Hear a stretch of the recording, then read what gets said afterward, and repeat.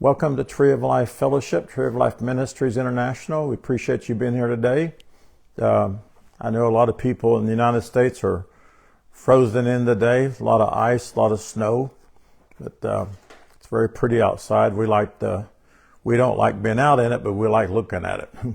Don and I used to ski a lot when we were younger, so we've always enjoyed the snow. Hi, Kay.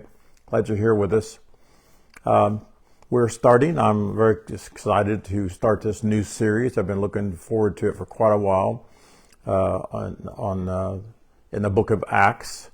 I call it the Acts of the Ekklesia. The Ekklesia, basically, I would call them the consecrated messengers. The church as a whole is called Ekklesia, but they were not really called church in those days. They were actually called the Ekklesia.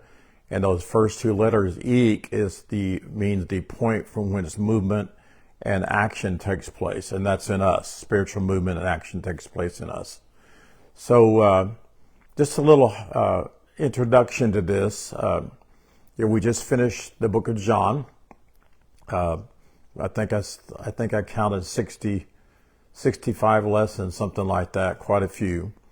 But when we turn the page from Gospel John into Acts, we're encountering not just a chronicle of some kind of spectacular occurrences, some like healings, feats of power that eclipse those who were teachers that Jesus taught.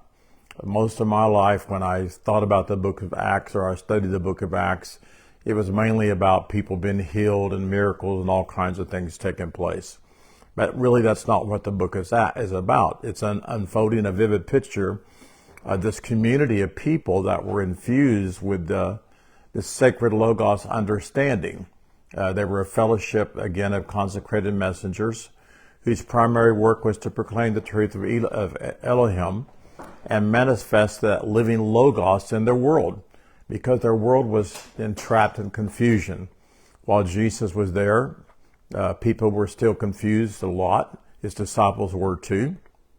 But later, as we saw in the book of John, Jesus taught them more clearly. If you would, he took the blinders off of the parables and all that, and he explained to them more about the truth of the Logos and how they were to be living out of that, not seeking earthly king, but a kingdom. And it's the kingdom of Elohim, the kingdom of God, if you want to say. But from the various earliest moments of the book of Acts, this narrative thrust us into not simply let them heal the sick, but to let them proclaim the risen Logos that frees people from the bonds of a death identity, from the bonds of ignorance, from the bonds of fear, from every counterfeit system that would really obscure the face of Elohim. And the Acts, when read properly, they're really they're about the messengers and about the message that they carried. And they continued on to do that. It wasn't about all the miracles they did and the works that they did, because I hear people all the time saying, well, the church really isn't the church today because they're not doing all these miracles. Well, the miracles aren't the signs and wonders. In fact, Jesus said it's a bad and adulterous generation that seeks after signs and wonders. And so the indications, there are things that they did that are indications of what they're living out of. But what they were living out of was their inner breath within. They were living out of the power of Zoe life, and they functioned that way. And so it wasn't flashy miracles.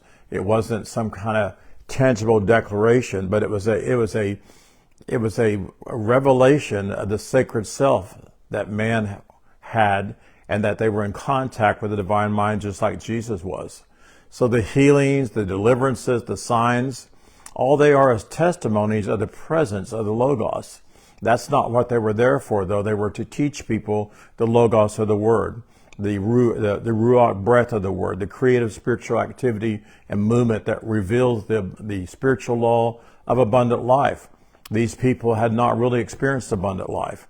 And so these disciples and others were equipped to go forth and do that, not just go forth and heal people.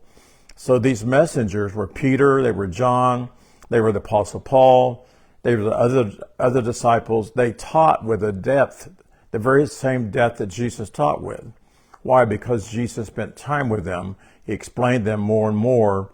And when they were in the upper room, a great revelation came to them. When we talked about flames of fire that went around their head, they were rehearsing what Jesus said, and then they understood totally what he said. So they proclaimed that the kingdom of Elohim was not a distant promise, but it was a present reality right then. And that the kingdom is literally an awakened awareness. When you wake to who you are, let's say that you are a king of some place and you don't know it, you forgot it, or you didn't believe it, but when you're awakened to that, then you can rule and reign in your life in that kingdom, and you can enjoy the benefits of the kingdom. So this ministry was not limited to a physical realm. It was it was very comprehensive. It was teaching, they were proclaiming, they were demonstrating, they were explaining, and they were empowering others to awaken to their true identity of the Logos. So we know that Jesus himself said that those who believed in him would do greater works than he did, but he did not mean simply performing more physical acts or healings. He meant that the Ekklesia, once realized in consciousness breath, they would carry this Logos to the corners of the earth, and they would confront every system of confusion, and they would bear witness to the living truth that liberates people from all death-minded thinking. So this mission was not without a cost, though. You know, we saw what Jesus went through. Jesus was condemned and tortured by the religious systems. And we'll see later on where these disciples, almost every one of them was murdered. They were hung upside down. They were flayed. All kinds of horrible stuff took place to these people's lives because they were declaring the Logos of the Word, and they were setting people free from the lie of religiosity and also the other systems of the earth. So to proclaim this Logos as knowing full well that they might be put to death, that's evidence that they realized that the breath within inside of them was very much alive, that they were one with the Father, and it freed them from the fear to go forth and do what they were called to do. And they were to go forth now and make disciples of all people.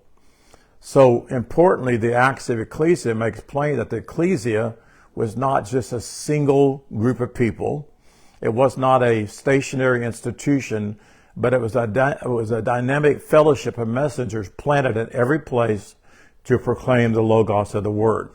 The Acts are not isolated records of a few individuals, but they're actually the unfolding, they're the movement, they're the action, and I would say the sustained wave of the Logos presence in people's life that would ignite an awareness that would be welcomed by people. So the Ekklesia was sent out to proclaim this kingdom is at hand, and that death no longer has a power over you. Death, dominion, if you would, that every person could be restored to oneness with Elohim through conscious awakening of the Logos. So therefore, to read Acts as a catalog of healings is really not what they were talking about. They were not empowered to do more healings. Miracles were secondary, but they were empowered to proclaim the freedom of all people and the oneness with all people with Father. And so this conversion would be of a consciousness. Their consciousness was converted. There was an unmasking that took place that religion put on people.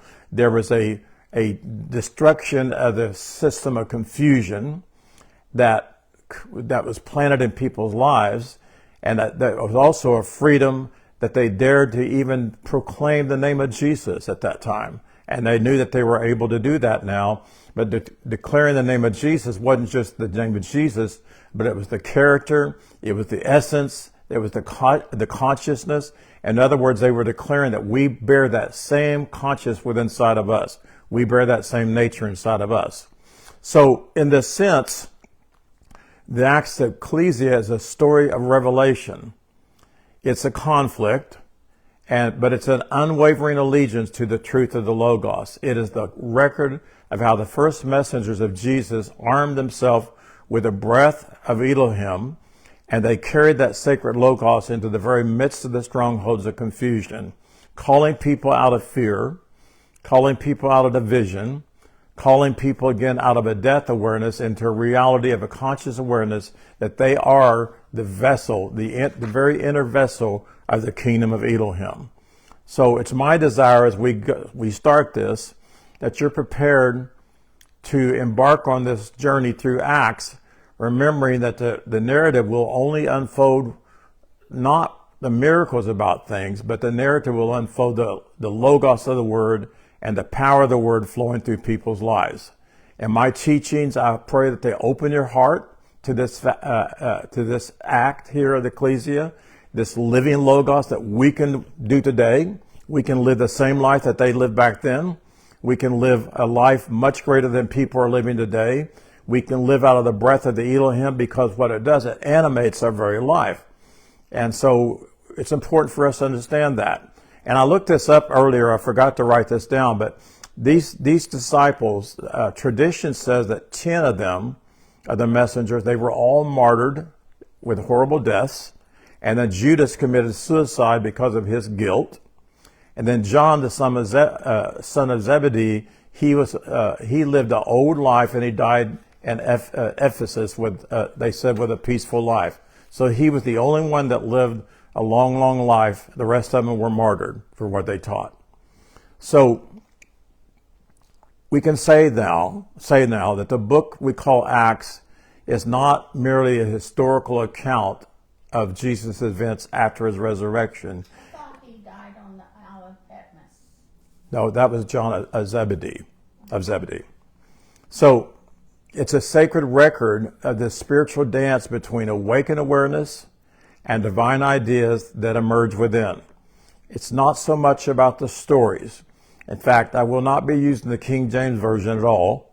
So when I read these verses, these are metaphysical and allegorical, and they're translations of the scripture.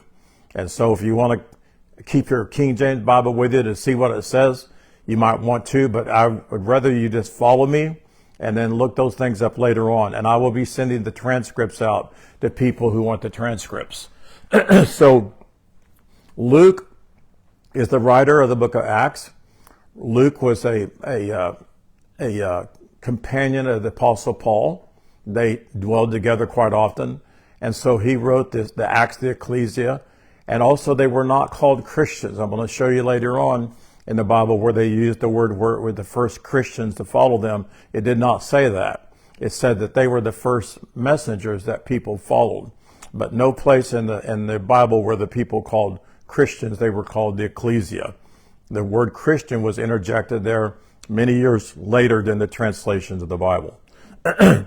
So the book begins with a conscious awakening. In Acts 1:1, the sacred record I composed for every sacred self whose awareness is turned toward divine truth concerning all that Jesus, our patterned Son, began to reveal and express through conscious union with Father. So this phrase, the sacred record I compose, it signifies this intention of breath moving through inspired awareness to chronicle the activity of divine expression, not chronicle the healings and the miracles and everything else, but the divine expression. So this is not a man simply writing with history. This is breath revealing this divine blueprint of how awakened awareness continues its dance through the unfolding of the Logos. And in the King James, it used the word Theophilus, or the name Theophilus. And Theophilus is not to be seen as a singular person, but it's a symbol of receptive awareness, a sacred self ready to receive the love of divine truth. So it speaks of one who is inwardly stirred. It speaks of one who is longing to embrace spiritual realities beyond surface knowledge. And really, that's who we need today. And there are a lot of people out there today they're tired of this surface level understanding of the Bible, and they want to hear what it means. I get emails all the time. I get messages on messengers all the time asking me, what does this mean? What does this mean? People are hungry. They're tired of the same old, same old. So it's a metaphor. Theophilus is a metaphor for every individual whose awareness is turned toward the inner voice of spirit. They're listening to the breath of God within inside of them. All the things that Jesus began points not to a completed work of the past, but to a continuing action. The life of Jesus lived was not to be observed, if you would, from afar, but to be embodied. He didn't come so we would follow him all the days of his life and try to be like him, but we were to take those words that he taught and those truths that he revealed and embody them within ourselves. So what he began was not to be finished by others in separation, but to be continued within us, that the Logos life would be present in us and functioning in us as us to our world. So the use of to do and to teach, those reveal inseparable unions of being and expressing. So Jesus did not do that. He didn't tell us to do something. He didn't tell us to teach something to get. He told us to teach the truth because that's who we are. And that truth is the Logos. It's a calling for all. It's a calling to our divine nature to express through every action of our life, through every word, not from duty, but from realization. So in this single verse here, we're invited to see ourselves not as followers of a man whose understanding comes from sensual knowledge, but to follow a divine awareness, to follow a Zoe life as sons and daughters of Elohim. Verse 2 then. I shouldn't have worn this sweater today. I'm burning up. So verse 2. Until the day when Jesus was elevated in spiritual awareness, after he, through the breath of the Holy, imparted sacred instructions to those who he selected as messengers of divine truth. So this until the day when Jesus was elevated does not speak of a physical departure into the sky. Instead, it symbolizes this lifting awareness where Jesus, our elder brother, we could say, fully ascended in conscious knowing of his eternal union with Father. This elevation represents the fullness of spiritual maturity. It's a state where one no longer identifies with the outward realm, but abides continually in the divine mind. And that's our goal. This world is still doing its very best to get us to abide in the outward realm. All the problems going on in the world, all the problems in the political arena, the financial, medical, whatever it is, it's always trying to drag us in, but we must continue to abide in our divine mind. We must continue to abide in the peace that brings us, because through the holy breath, through the breath of holy describes the method of which this instruction was imparted. It was not through intellect. It was not through the intellect of carnal-minded men, but it was from a reasoning within inside of us. It was from voice of breath, which allows and flows from within. That's what brought us to where we're at. And that's what's going to bring more people to where we're at. Jesus spoke out of this divine presence that filled him because he was the presence. Well, we are the presence of Elohim. We're the presence of breath. Everywhere we go, we carry that breath. So he functioned as the living word, transmitting spiritual truths that awaken sacred selves in other people. And we too can function just like that because we are the omnipresence of breath. And our mission in our life is to awaken people to that's who they are, to awaken people to who they are, to cause them to realize that they're one with Father, that they're righteous and they're holy. And this is what these disciples did. They didn't go forth just healing people's bodies. I'm not saying they didn't, but their primary thing that they did was they healed people's awareness. And the ones he selected as messengers were not chosen because of their outer awareness, but because they were representative, if you would, of spiritual faculties within each person. I've read these to you a lot, but the faculties were faith, they were love, they were wisdom, they were imagination, they were zeal, and more. But these messengers are divine ideas that must be awakened within every one of us. The verse is not just historical, it's instructional, if you would. And so I'm going to give you these lists. I've done it many times, but I'm going to give it to you again. And this outlines the 12 disciples. Did you make some tea? Huh? Did you make any tea? No, I'm all right. If you want to make me some, you can. I think I'm allergic to teaching.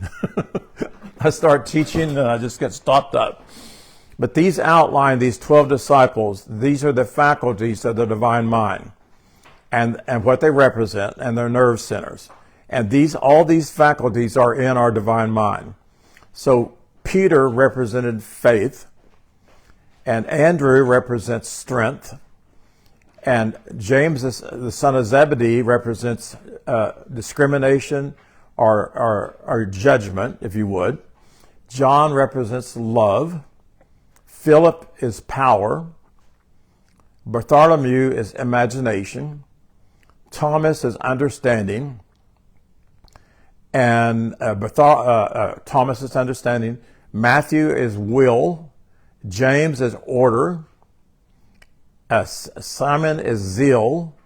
And Thaddeus is elimination. And then Judas is life conserver. So every one of those are the divine faculties of the divine mind, and they're representative in every one of those disciples. And the truth is, all of those reside within inside of us. So let's go to verse 3. Verse 3. To those whose awareness was stirred, Jesus revealed himself as fully alive, radiant in his true being, offering many instances of undeniable evidences of his continued life. For 40 days he manifested himself in divine expression, speaking of the realms of Elohim's rule and Elohim's reign within. So this is the beginning of his 40 days that he's there teaching the disciples and helping them understand more, and also going forth with them. So this verse begins with the phrase, to those whose awareness was stirred. This speaks to the interior readiness of those who had started to awaken to truth. All the things that Jesus had said to them before in the upper room and on their journeys when they were walking, they began to stir them up, and so they were ready for more. Jesus did not need to prove anything to the outer eye. He appeared to those in their inner side, if you would, that were quickened. These were individuals who had begun to turn within. They weren't seeking a man, but they were seeking eternal presence of the divine that Jesus revealed. So he revealed himself. Thank you, baby. He revealed himself fully alive in breath, fully alive in understanding. And he revealed himself to these individuals who had begun to turn within again. And he revealed himself to the point where the resurrected body was not as important to them anymore, but the unveiling of his true light, the unveiling of the life of the Logos that was inside of him. The phrase many instances of undeniable evidence refers to this impact of this awareness in his presence, and it could not be dismissed because they were open. They could see what the normal eye could not see. You know, I have times when I'm studying and I see something and I want to share it with Donna, and I come in here and I try to share it. Well, she didn't see it. She didn't understand what I was seeing, but I knew without a doubt that I'm seeing something really powerful, and I'm hearing the voice of Elohim within inside of me, and that's what these disciples were doing. These 40 days are really deeply symbolic. In sacred text, 40 represents a cycle of transformation and renewal.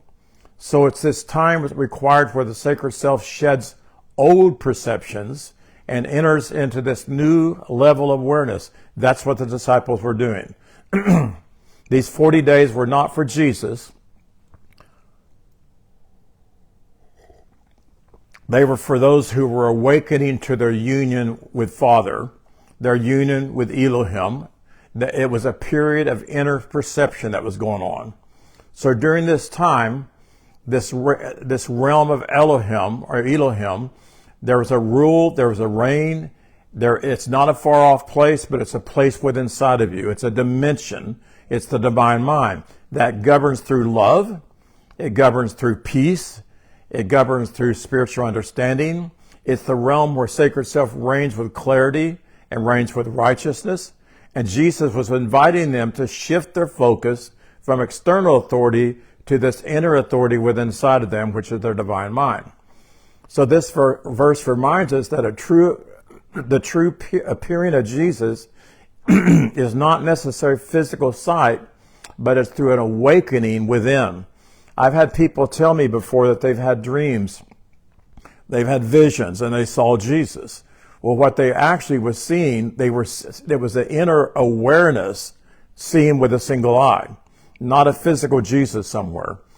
So this voice within us, we can receive that ourselves because we're alive to this divine awareness. We are alive to our divine mind, and we can tap into these things, these things that Jesus taught the disciples, and we can live more and more out of who we are, where we can go forth like the disciples do.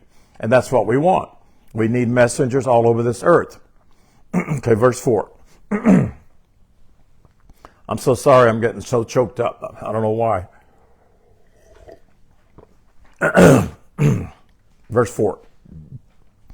And as he abided with them in spiritual union, he instructed them not to depart from the place of mindful gatherings, but to remain in expectation of the promise of Elohim, which he had unveiled to them as their inward breath of holy presence being experienced.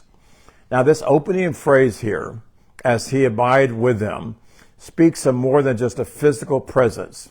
It signifies spiritual union. Jesus remained in constant communion with those whose awareness was beginning to awaken. His presence was not external alone, but was literally internalized within inside of them. The word abide pictures a deep dwelling in awareness where there's no separation between the teacher and the student. They abide together as one. So he instructed them not to depart from the place of mindful gathering. This does not refer to a physical city called Jerusalem, but it means stay in this state of inner stillness with each other, with this expectancy. Jerusalem metaphysically pictures a place of peace, a place of divine habitation. It represents the center of our being, the presence of breath within inside of us. The instructions to not depart is a call to remain inwardly turned. In other words, stay turned in. Don't let anything get you out of your place. And what's your place? It's your divine mind. It's your divine awareness. So the promise of breath is not something new to be granted. It's a reality to be realized. It's something to be recognized, that I recognize that I am the dwelling place of Elohim.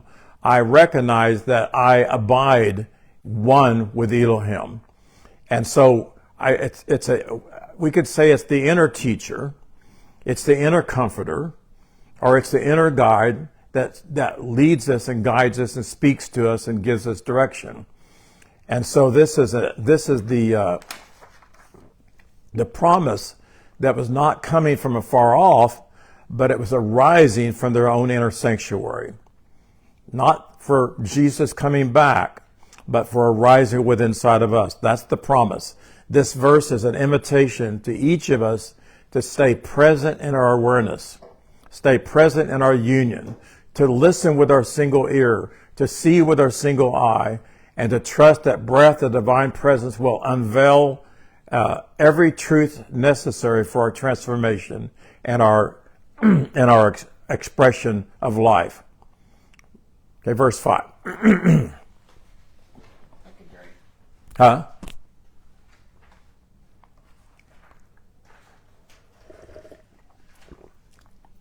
Verse 5. For John immersed with water, that's talking about John the Baptist, an outer act of cleansing, but you exist immersed in the breath of holy presence.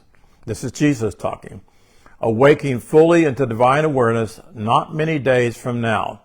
In other words, very soon they were going to fully awaken, and he knew that. But this verse begins by contrasting two states of consciousness. John's baptism was with water. It was an immersion. The immersion that Jesus did was in breath. John's act was symbolic. It was external. It represented a turning point, but it was about a cleansing of outer behavior and the beginning of a shift from religious ritual to spiritual preparation. But it was still rooted in symbolic performance in the realm of doing to be. Jesus, however, spoke of a greater immersion, one not about physical hands, but an immersion into breath. It's immersion into understanding. It wasn't that they didn't have breath in them already. It wasn't that you weren't born with breath, but you've been immersed. When I teach to you, when Kay teaches you, we're immersing you in the logos of the word. And to be baptized in the breath is to be saturated with this living awareness, to know oneself and know that we are one with the source. We live as a sacred self. We live out of the language of love without a cause. And this is not about a calendar day, if you would. It speaks of a moment of readiness and awareness. It means the waking is near, not in time, but in spiritual promixity. It's close to your realization, but you're at the edge of it, if you would. And he's saying you're very near to this. Your next breath, your next moment is a turning inward. And so he's constantly talking to them about turning inward. And there's a lot of people that are still out there that are trying to figure these things out. But the truth is, your next moment is to turn in, to go within. And how do you do that? You do that through meditation. You do that with quietness. You realize that everything you sought is within inside of you, and you go within. And as you go within, you begin to hear the voice of one speak to you. So this is where you go beyond religious thinking. And instead you yield to this power or this flow of divine breath within inside of you. It's not something we wait for. I know there's people out there, when is this going to happen? Well, the very fact that you're wanting to know when it's going to happen tells you that you're waiting for something that you already have. It's within inside of you. It's something to awaken to. The promise is present. What needs to happen is it needs to be received. It brings full awareness of union when you receive it. It brings the power. It brings the place of expressors into the very life of Elohim. And that's that movement that the Ek speaks of. It's the creative spiritual movement and action that reveals the spiritual law of abundant life, and that's inside of you. So when you go within, you realize you have abundant life. You realize that you are abundant life, and there's nothing you lack whatsoever. And that's what Jesus is bringing them to here. Verse 6. Therefore, when they gathered together in oneness of awareness, they asked Jesus, will you now restore the rule and dominion to Israel? So see, they're still thinking outward, aren't they? This reveals that even though the disciples had been with Jesus, they received instruction, they experienced his resurrection presence, some of them still held onto limited beliefs, external expectations, and some kind of divine restoration to come. So them asking that, they should have said, will you expose the remnants of religious thinking inside of us? They should have said, will you help us with this false belief system that we have that's clouding our awareness? And so that's why sometimes we have to go to people and help crack their belief systems. I wrote a book several years ago called Simple Answers to What Seem to Be Difficult Questions. It deals with most of the sacred cows that people hang on to. Until you let go of those sacred cows, you're not going to go within. And Jesus was their sacred cow, coming back to do something. They thought he was coming as a Messiah, when really he was coming as a consecrated messenger. And they were still wanting him to come back and set up a physical kingdom. So they were still looking outward. They were still defining divine fulfillment in terms of earthly structures, political powers, national sovereignty. Their questions stem from an old belief system that they thought he was going to come and take over that kingdom. But Israel represents more than just a people here. It speaks of a sacred, awakened sacred self. It speaks of those who live out of their true spiritual identity, those who live out of their true spiritual resources. It's a return back to the divine union with this inward rulership in our life. It's the sacred self rising to a rightful place of awareness, reigning with peace, reigning with wisdom, and reigning with love. And if you're always looking for something out there, if you're always looking for Jesus to come back, If you're always looking for a rescuer, then you can't function in peace, you can't function in wisdom, and you can't function in love. This verse also shows this process of awakening. Even those closest to Jesus' teaching still wrestled with outer interpretations. But this is a reminder that we must let go of our hope of an outward fix. We must let go and embrace this inward transformation that Jesus did not come to fix you. He did not come to fix them. He came to reveal spiritual truth. And Jesus would soon redirect their attention here by helping them see the kingdom is not coming with observation, but it's already within. The sacred dance begins when we stop looking for this outward life to be improved and go within. And that's very important for us. So let's go to verse 7.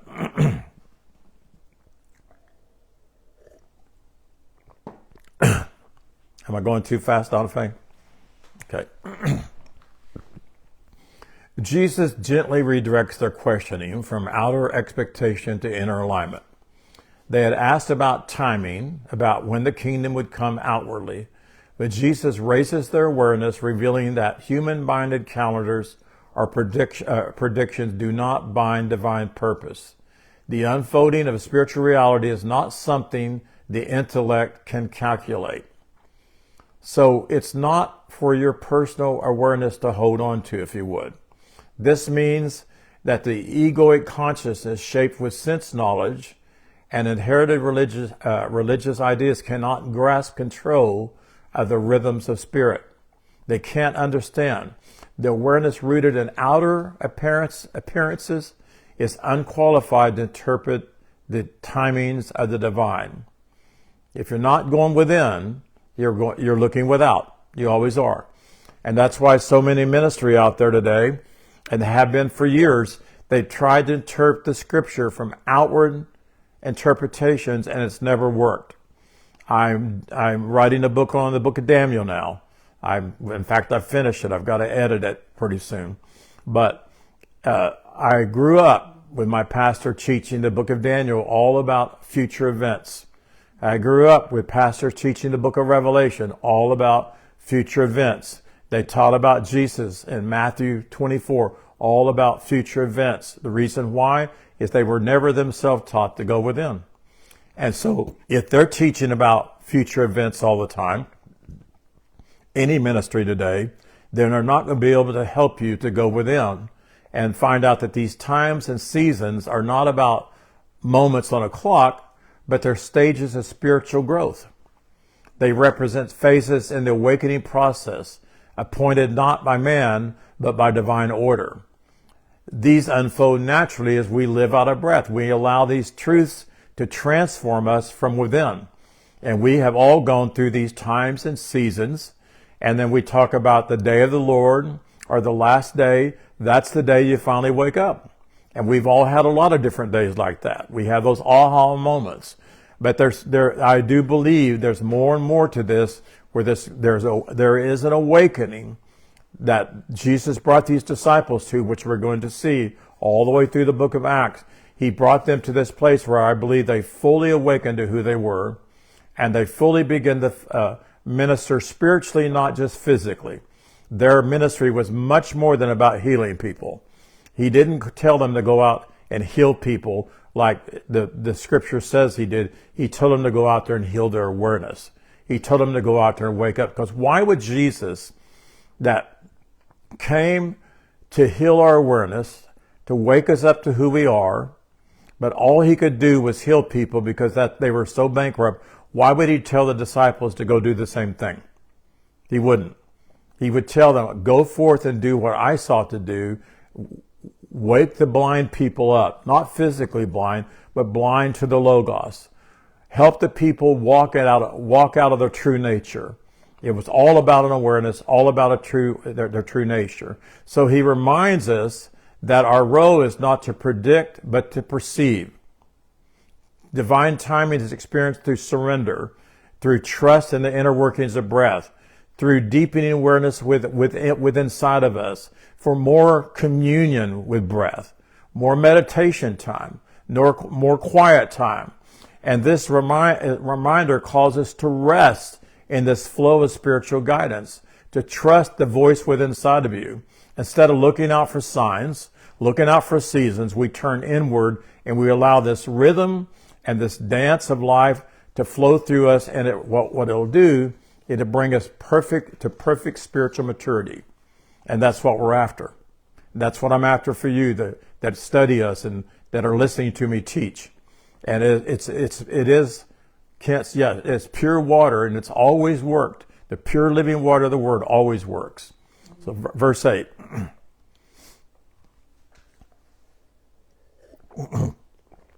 But you shall receive spiritual ability when you allow breath of holy presence to rise within you. And you shall live as visible witnesses of divine life in full expression, beginning in your inner sanctuary, then expanding into greater regions of awareness until the entire earth of your being radiates with awakened life. That's pretty powerful. This is the spiritual turning point. I put on my book the title in it. This is the true turning point. The turning point that's going on in the world today. I'm happy for them. I'm happy people are coming back wanting to know Father more. But if they're going to the same old religious system that they came out of in the first place, they're going to get the same thing over and over and over. This is the turning point people need to know. This is the going within that Jesus taught. This is the breath of holy presence. It's the inner voice. It's the divine pulse, and it fills a person's awareness when they allow it to. And so you shall receive spiritual ability comes from the Greek word dunamis and refers to not outer power, not control, but to spiritual force within. We used to think all the signs and wonders that we saw was a proof of dunamis power, but it's not. It's the ability to live and move out of your divine nature. It's to think with your divine mind. That's dunamis power. And to express the divine love and to express clarity. To walk in this earth today loving people, that's powerful. Because not many people are able to do that. They don't understand the agape love without a cause. So the breath of holy presence is not an entity that descends from the sky, but it's the ever-present voice within us that's always speaking to us. Speaks in our dreams, speaks when we study, speaks when we're out in nature. Literally the voice is speaking all the time. It's just whether we tune in or not. Right? And so when it rises in our awareness, it brings to mind our true identity, and it activates the divine faculties that are already within us. The love, the faith, and all what the disciples represent. And what happens then is we become a witness, not to promote a belief system, but to live in such a way that others see that life themselves in us, that divine life flowing. So it is to be a living epistle. It's expressing what has been written in our sacred self by the finger of breath. So this progression from Jerusalem to Judea or to Samaria is the uttermost part of the world. It's not so much geographical, it's metaphysical. It symbolizes the sanctuary within each person. It symbolizes the seat of peace within. Judea speaks to the conscious realm of being renewed. Samaria represents the merging of previously divided aspect of our awareness. And all the ends of the earth pictures this whole part of our being where no part is left in darkness whatsoever. So from Judea to Samaria to the othermost parts of the earth, it's talking about us. It speaks about us. This is the divine dance of motion. It's an expanding spiral of light, if you would. It's an awakening. It's a remembrance. It's when you're a mature son or daughter. You're carrying the presence, and you reverence the presence. That means you reverence yourself. You wouldn't speak anything about yourself that's not true. You wouldn't do anything to yourself that's not true. The divine dance is expanding, and it's your visible evidence, if you would, of divine life that's manifesting in every realm of your life. And in the title Ekklesia, it's literally, we are the point. We are the action. where spiritual movement is supposed to take place. Not from somebody coming down from somewhere else, not from the Holy Spirit falling down on us, but literally it's through us. We dance with presence. We dance because we are dance. We have a rhythm in our life. We have a flow. We have an energy that flows in our life, and it resonates in our entire being. And when we really realize that, every place we go, people are going to recognize that's something special about you. They're going to recognize that you can help them. And we've seen that in many stories. I've seen that many times in my life, but I want to see it more and more and more. I want to get to the point, and I am getting to the point, where my hour by hour by hour, I am recognizing that I am the presence of Father. No matter whether I'm just here by myself with Donna, whether I'm with my neighbors, whether out in the world or whatever, I'm here the presence Father to them because there's a people out there that need it. Verse 9. Then I'll close here. And when he had spoken these truths, their awareness was lifted, and Jesus raised his spiritual energy, no longer being visible to their sight. So this moment here was interpreted as a physical ascension into the sky. But this ascension is not about geography, it's a location. It's about It's about a raising awareness. Jesus, as the embodiment of the divine life, had completed the revelation of his true identity. He lowered his visibility so they could not see him with their physical eyes, allowing their spiritual shift to begin to awaken. There comes a time when we have to let go of the physical, whatever it is we worshiped, and realize that it's within us, that we are breath. We are the plural of Elohim. We have the divine life within inside of us.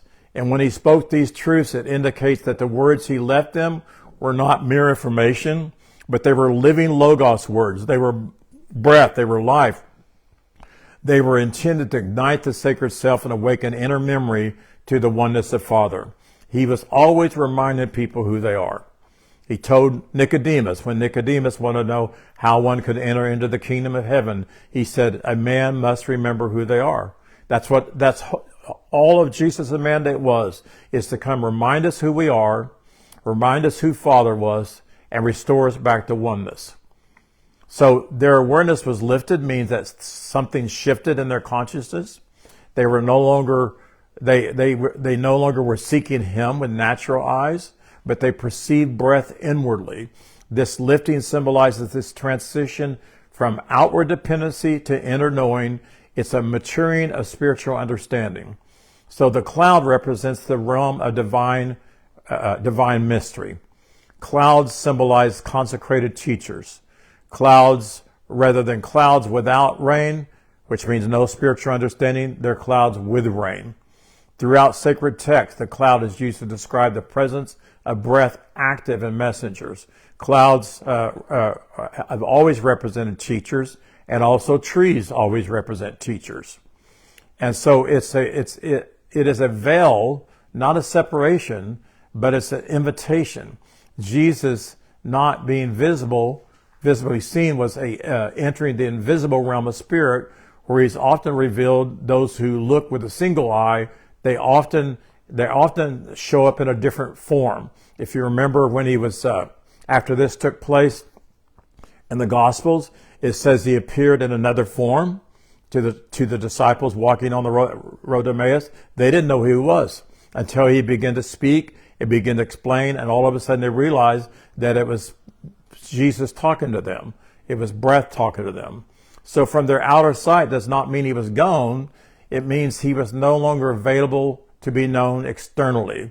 It was time for them to take off and do the ministry that he had called them to, without him being there with them all the time. He did not want them dependent on him. And see, that's where people need to get. You need to get, and I know it's hard, but you need to get where you're not dependent on Jesus. You're not depending on Jesus to do something for you, or you're not depending, because as long as you are, you cannot be the messenger that you're called to be. You can't go forth and help your world because you're looking for an outward man to do something for you, and it's not going to happen. It's been 2,025 years, folks. I mean, it's been a long time. So we're not looking for a God out there somewhere. It's not about Jesus going away. It's about us realizing that the same breath in Jesus remains in us. Nothing left us. Nothing left them. It's the same breath, the same oneness. We're all one. We're all one body. We're all one corporate body. We're all the Ekklesia.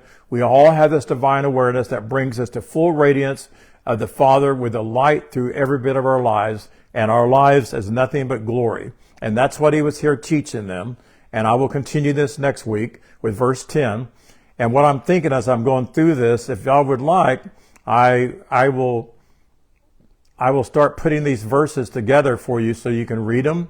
And if you're watching regularly, if you'll message me, I'll send you these verses on Messenger. So don't ask me to email them to you if you don't mind. I'll send them to you in Messenger, and you can have all these verses to go through for each chapter as I do them. So I'm sorry that I got choked up. I don't know why I do this. Sometimes when I get to talking, I do it constantly. But I hope that you heard well. I hope you understood what I was trying to say. And I'll get back to it next week, and hopefully we'll have more people here, and I'll flow like a mighty preacher. So I love you guys. I appreciate you. You're welcome, Dan. Acts is a good book. We're going to see a lot of good things in here. So God bless you. Appreciate all of you. Bye-bye.